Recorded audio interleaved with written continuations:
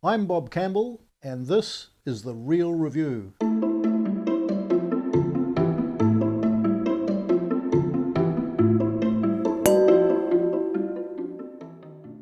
about to try Isabel Estate Vineyard Chardonnay from Marlborough. It has a retail price of Australian $35.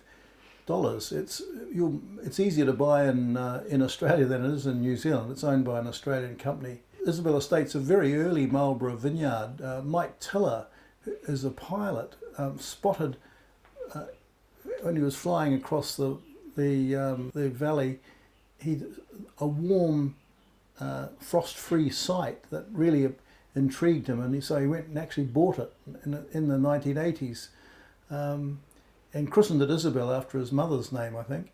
They planted Chardonnay in 1980, so that's the first grape to go in.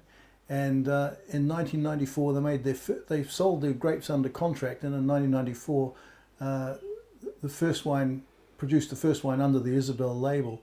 It's been a high performer at wine shows and under the pens of critics, and I've over the years enjoyed many good bottles of Isabel.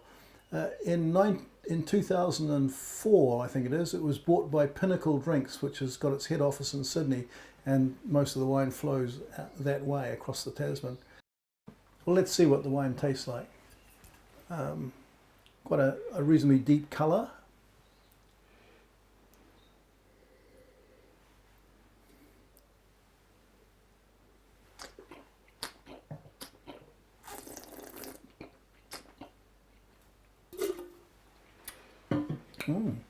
A fruit bowl, lots of stone fruit, peach, nectarine flavours. It's rather lovely, with a background of a little sort of smoky, sulphide-y threads, but I think that really adds a little bit of interesting complexity to the wine.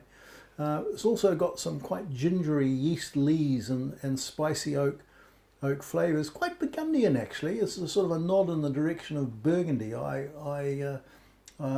like that about it. That little mineral note too points to Burgundy. I scored the wine 95 points, and it ranked 5 out of 53 2018 Marlborough Chardonnays. For the food match, I invited the winemaker to offer something, and the answer was a very quick response: lobster roll. Now, I'm not absolutely sure what lobster roll is. It sounds all right. I like lobster, that's for sure. But and I can see lobster going very well with this wine, but whether it's a roll or what form it takes, I don't know. But anyway, both would be delicious, I'm sure.